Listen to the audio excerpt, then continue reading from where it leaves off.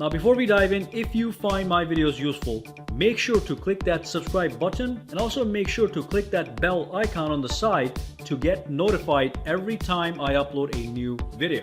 And of course, if you do use Twitter, Instagram, or Facebook, make sure to follow me on all at SakiTech Online, also for the latest updates. Alright, let's dive in. Hey guys, Saki here from SakiTech, and in today's video we're going to be talking about the OnePlus 7 Pro, which I have right over here. So I've been using this phone for 2 weeks now, and I do have some opinions about it. And in this video, what I'm going to do is I'm going to talk about all the great things and also some of the minor inconveniences of this smartphone. And of course, I'll let you guys know if this phone is a mistake or is it a full and complete success based on my findings. So let's dive in and get started. And of course, first, I do want to talk about all the good stuff about this smartphone. And then we'll move on to the negatives. All right, so by far, the best thing about this phone is the display. And when I say the display, there's a couple things that go into me saying that. So first and foremost, we don't have any notches, we don't have any holes. It's an all-screen display with minimum bezels. So we still do have the bezels, just like on any other smartphone, but they're so small it doesn't matter. It just looks gorgeous the way it is right now. I am not a big fan of notches. In fact, I don't like the notches at all. And then what we had Samsung Galaxy S10 come out with the hole punch display, which I was very fine with. The hole punch was 10 times better than an actual notch, because the way the notch intrudes into your immersiveness is just unacceptable, especially as you're watching movies in landscape orientation on your smartphone. So then the hole punch came out, which was fine with me. The intrusion of the hole punch, whether it's a circular one or the pill shape, is absolutely minimum. But then OnePlus dropped this phone on us that has no notches, no holes, and even though, as I said, the hole punch doesn't bother me too much, not having one is better than actually having one. That's just a fact. So you do get total immersiveness in this all-screen display. Again, as I said, especially while you're watching movies in landscape orientation. So it's definitely got a great screen. Now, not only does it have a great screen, it's got an AMOLED display, okay? And it is up there in quality-wise with the Samsung Galaxy S10. It is just slightly worse than that. It doesn't have the absolute brightness. The maximum brightness on the S10 is higher than on the OnePlus 7 Pro. But then again, the OnePlus 7 Pro has an A+ rating from DisplayMate, and of course the S10 Plus also has an A+ rating from DisplayMate. These are one of the highest rated smartphones on the market as far as display is concerned. So not only do you get all screen, which is already a benefit over the S10 Plus, but you get a gorgeous screen, which happens to be an AMOLED display. So that's that. And of course, not to mention, we do have the 90 Hz refresh rate, which just makes scrolling through your phone, going into the settings, launching applications, just navigating your phone feels buttery smooth because of that high 90 Hz refresh rate, as opposed to 60 Hz that we get on most of the other phones. So the display is a winner. The next thing that really impressed me, I'm not used to having stereo speakers on OnePlus smartphones, okay? All the previous OnePlus smartphones have had mono speakers, just one speaker at the bottom of the display, which is just not fun when you're listening to news, watching videos, or even listening to music, mostly watching videos. But the OnePlus 7 Pro comes out and gives me stereo speakers. On top of that, it gives me Dolby Atmos sound. So now, as far as a multimedia smartphone is concerned, this is probably the best smartphone on the market to have. Now, the Samsung Galaxy S10 Plus also has stereo speakers, a gorgeous screen, and Dolby Atmos sound. And so does this phone, the OnePlus 7 Pro. And it has no intrusions on the screen, no hole punches, no notches. So you're getting a total multimedia experience. As far as that is concerned, a phone to watch movies on, enjoy media on, this is one of the best smartphones on the market to have right now, especially the fact that you can get this for $670 for the base model, which is not cheap, but it's better than the other smartphones. So that's the display and speakers and multimedia. Now let's move on to something else that I'm really impressed by on this phone. And of course that's the software. And I know that's obvious, but when you use it and you experience it on a daily basis, everything is just smooth. There's no stutter, there's no lag, apps just launch, no problem. And again, on top of that, you're adding that 90 Hertz refresh rate and everything just feels extra smooth. OnePlus 6T was a fast phone, there's no question about that. The software was not laggy, the software was not stuttery, it was a fluid system. But then you dump the 90 Hertz on top of that and it just becomes much better than just about every other Android smartphone on the market. Just going back and forth between windows, launching apps, going to the settings, scrolling up and down feels better than every other high-end smartphone on the market, including the S10 Plus.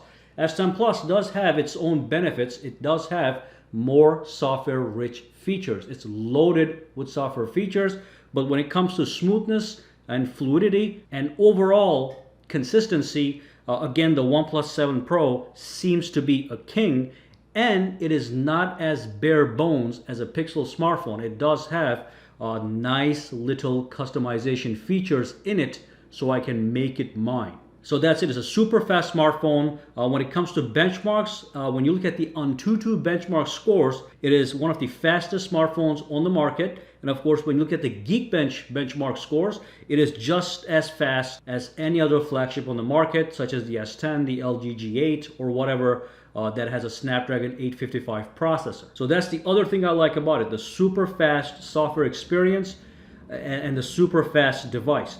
The next thing, of course, is the fast wired charging. 30 watts charging. I can charge this phone from 0 to 100 in 1 hour. That's amazing. Every other phone on the market, with a few exceptions that are not commonplace, every other flagship phone on the market doesn't give you those numbers. Super fast charging charges in 1 hour from 0 to 100 as opposed to 1 hour and 45 minutes or 1 hour and 30 minutes on other smartphones. And those are all the good things about this phone. Extremely good multimedia experience, super fast software, and super fast wired charging.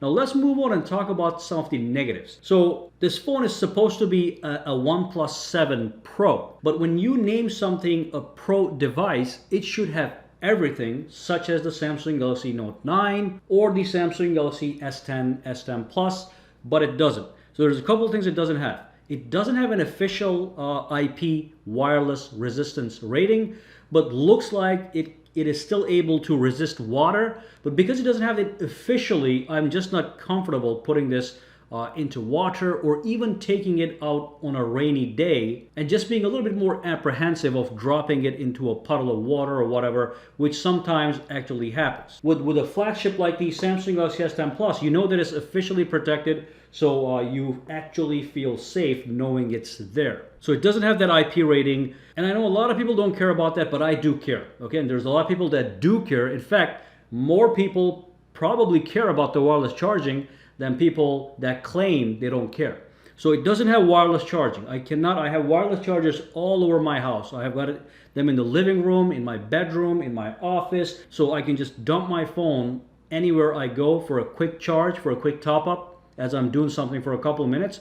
So that's a really nice and convenient option. Wireless charging does reduce clutter for wires. And of course, even though you have fast wired charging, you only get one 30-watt charger. If you want to buy more of those and spread them around your house, you're going to have to pay a price. So I cannot have a dedicated $50 fast charger in every room. Okay, with the wireless chargers, you can get one wireless charger for $5 or $10. Just spread them across your house, and now you have charging bases all over the place. Even though that is a little bit overkill, it's an option you have, and a lot of people like it. So that's that. That's the wireless, no wireless charging. Other things, because the price is low, OnePlus does have to cut some corners. Some of this corner cutting hits minor aspects, but some of it hits major aspects. So minor aspects, the build quality of the smartphone is actually lower than the S10 Plus. The S10 Plus has Gorilla Glass 6.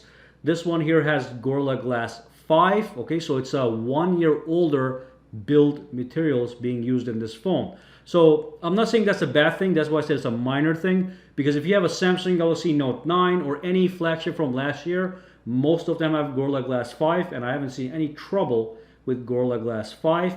But we do have Gorilla Glass 6 out there that's 2 times more durable than 5. Okay, so it's losing some points over there. And finally, one of the biggest hits the phone takes is the camera. This camera in this phone is not a bad camera. For an average consumer, it's gonna do a perfect job. It's a good camera for the average consumer. But for somebody like me that is used to flagship experiences, it's not as good. The S10 Plus has a better camera. Of course, the regular picture quality is better when you sit down and inspect the photos. Okay, so if you look at the iPhone XS Max, that's going to produce better quality pictures than the OnePlus. Again, let's be very clear. It has a good camera, but it doesn't have a great camera. Great camera, S10 Plus, Google Pixel phones, iPhone XS Maxes, or the iPhone XSs. So we're seeing some corner cutting over there. But it doesn't bother everybody. Like I said, for the average consumer, which most of us are, we are going to be satisfied with the pictures you get with this phone in daytime, nighttime, or anytime. But it's simply not the best camera out there. There are several phones performing better than this when it comes to camera. So that's it. Those are the negatives on the phone. No official IP rating, no wireless charging, bad camera, and lower build quality. But the phone is designed in such a way, all the important elements are really high-end. The screen, the speed of the charging, the speakers, Dolby Atmos. So if you have this phone, if you buy this phone, or if you're predisposed into buying one, you should go ahead and get it. The price is right, $670 for a 6GB version, or just $700 for an 8GB version. Those are not budget numbers anymore, but you're getting a phone that is beyond a budget smartphone, just below a flagship. All right, so if you want to buy it, go ahead and buy it. I give my full approval to this smartphone. But that's it. If you do have any questions, comments, or concerns, let me know down below. I'm giving this phone an A rating. If the S10 Plus is an A+, this is going to be an A rating. One of the best smartphones on the market right now, and probably for this year, especially because of that gorgeous all-screen display and a nice design. All right, anyway, drop those comments down below and let me know what you guys think. And of course, for now, guys, have a fantastic day. All right, so if you found this video useful, make sure to subscribe to Saki Tech by clicking that button, and also click that bell icon on the side to make sure you get notified every time I upload a new video. And if you do use Twitter, Instagram, or Facebook, you can follow me at Saki Tech Online to get the latest updates as well. All right, have a fantastic day.